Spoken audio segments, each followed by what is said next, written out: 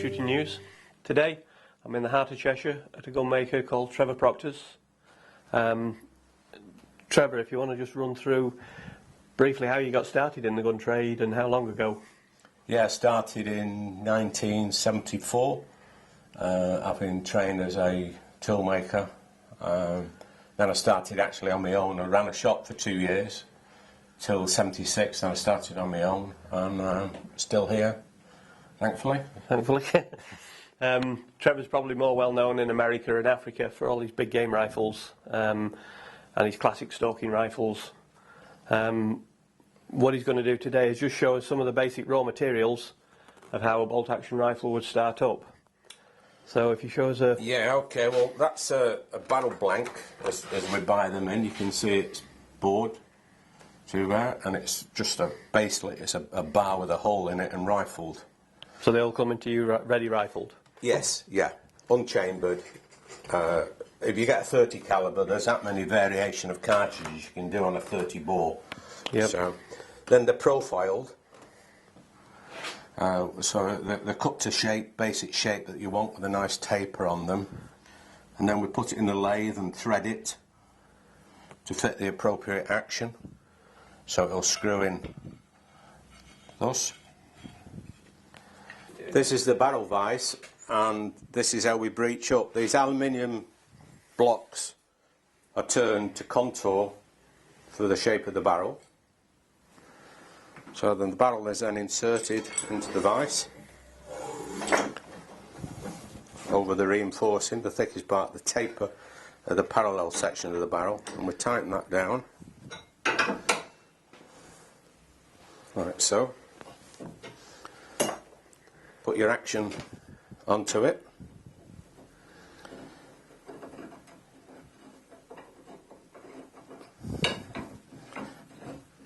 Just rotate it by hand.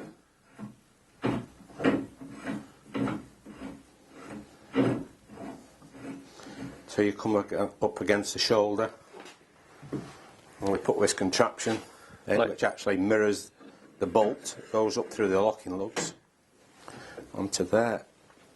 Then we use another bar to put in with great pressure, and that's how your barrels are fitted to a bolt action rifle. When it's all breeched up, as we call it, we then cut the chamber, which that's a chamber reamer, and we cut. So that's a cutter in the exact shape of the cartridge? It is identical right. Shape.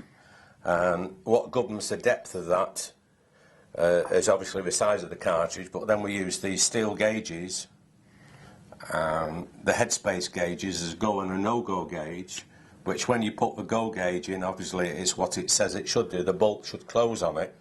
Right, if we just explain that a bit more, when the barrel is screwed into the action, so it'll be up to that point there. This point here needs to sit in front of the bolt. Yes. Have you got a bolt we can just...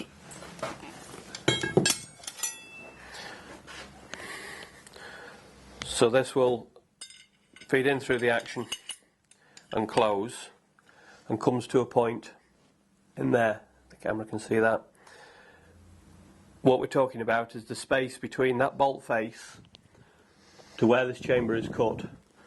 You've got 4 thou tolerance to what is acceptable and what wouldn't go through proof or be acceptable to use because you've got too much recoil. That's to the base of the cartridge we're talking about, this depth now. So when you actually fire the gun, the case will only stretch minimum about.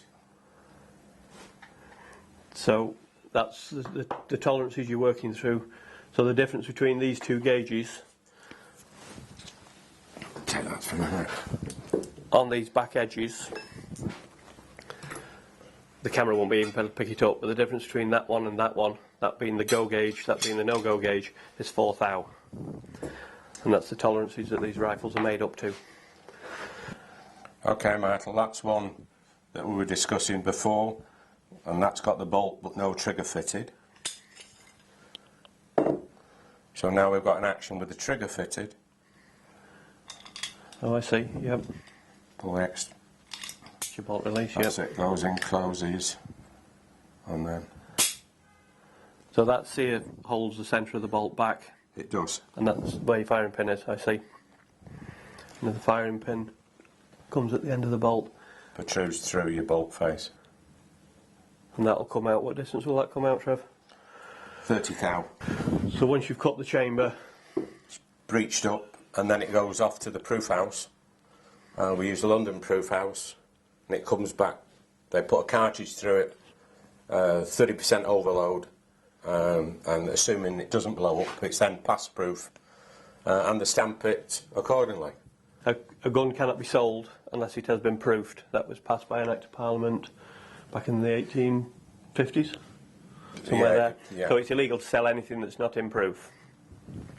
So every gun that's made anywhere in the world, some countries we accept their proof marks, but there aren't many. So everything has to go through either the London or Birmingham proof house to be saleable in this country.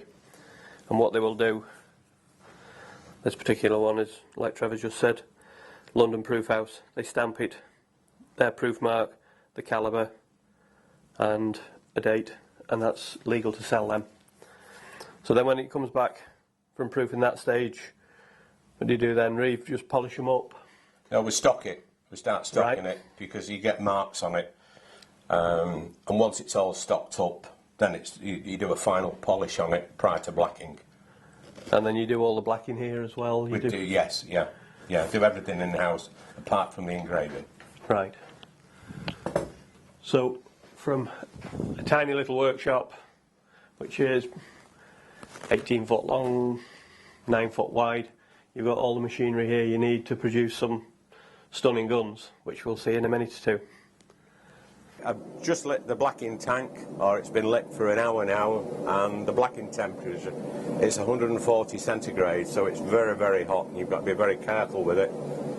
And I'll just lower the barrel now into there. That's in there, and that'll cook in there for 15-20 minutes before we remove it. And when it does, you'll get a lovely shiny black on it. The name and address is actually engraved onto the roller, and as it comes round with the pressure, it actually puts that address, transfers it from there onto the barrel, which saves hours backwards and forwards to the engravers.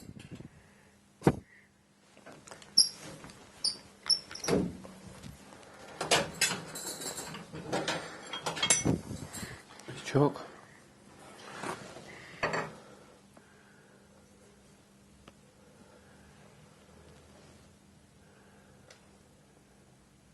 Then after all that metalwork's done, we then start on the stock work.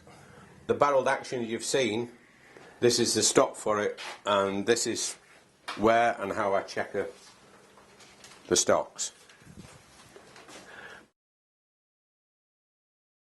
It cuts two lines, this, and the right hand side actually follows your first line, which is your master line, and basically it's like a double-edged saw, and you just cut into the woodwork.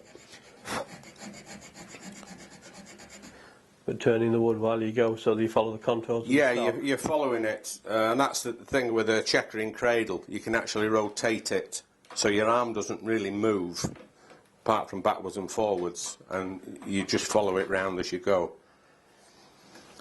The tools, these are made from silver steel, spring steel, make them here in the workshop. They're very simple, but basic, and you can alter them for any particular stock you're doing. The pitch of the checkering from 30 lines per inch to 16 lines per inch. You saw me checkering the stock, or partly through checkering the stock, and after that stage it's all bolted together, and you come to this, which again it's called in the white, simply because it's not blacked. Everything else is done apart from the blacking. So it's now starting to look like a rifle. It is. This has been shot and regulated. The sights have been filed to the right height to get bullet point impact at 25-30 yards, because this is a big cartridge. What calibre is this one? That's a 500 Jeffrey. That would be this calibre here? That's correct. And this is used for elephant, buffalo, lion, anything big and dangerous. This one's going out to Kenya, and it's been used basically for animals that have been poached, not killed, that endanger the local population. So you need something with a lot of knockdown to make certain that it doesn't knock you down. Compared to, this one we'll come into later, but that would be an average deer calibre in this country. Show the two side by side and the differences. And that's the two cartridges. 7mm and 500 Jeffrey. And explain a little bit about this one, Trevor. It's a nice lightweight stalking rifle. You can carry all day on the hill. Really nice piece of wood on it.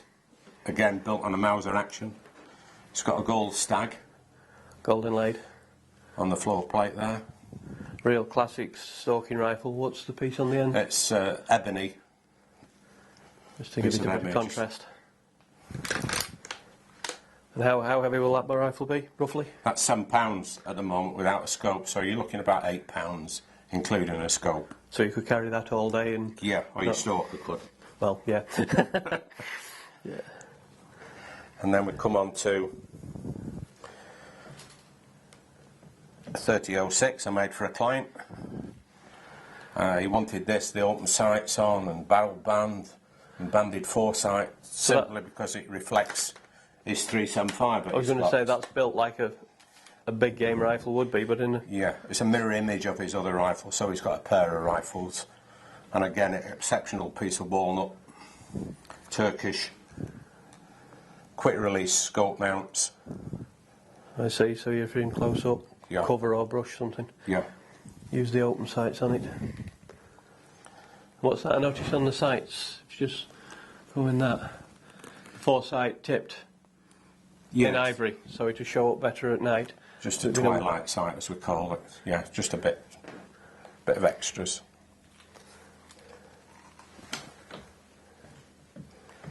And then what's the last one? This is a 404, which is becoming popular again. It's got a deep magazine box, so it holds 5 rounds, holds the extra round. Again, similar to the one we showed you before, with all the different flip-up sights on. Barrel band. Regulated to different ranges. Simply because we put that on there, on the barrel, as opposed to be on the woodwork, because that's the most comfortable part to grip a rifle and to hold a big calibre down. And a lot of manufacturers still put a sling stud there, which means you can't really hold the rifle properly, and if you do, you can rip your hand the recoil is, on recoil. So we don't put a lot of thought into these things, and I think the main thing is most of the people, the manufacturers, don't actually use the rifles. So how can you recommend something to someone, a client, if you don't use the rifle yourself? Yeah, you have to know what you want out of a rifle to be able to build it practically. So again, another rifle ready to go. Again, quick detachable scope, so that if you're in cover, when you want something close up and fast. So a rifle built with... It's got double recoil bolts through it. This holds the stock together, or helps to hold it together under heavy recoil. Put 2 through it just to be certain. That's the thing with these big heavy calibers, there's an awful lot of recoil putting the stock under pressure when you fire it, isn't there? Yeah, and you put all that work into it, it's split in first couple of rounds. So that's the 404 Jeffrey. That's a nice old cartridge coming back into favour at the moment. I suppose one of the reasons it's coming back into favour is you can get it on the shorter length action. Yes, you can, yes. So some beautiful guns there, Trevor. Thank you. Thank you very much for showing us round. You're welcome.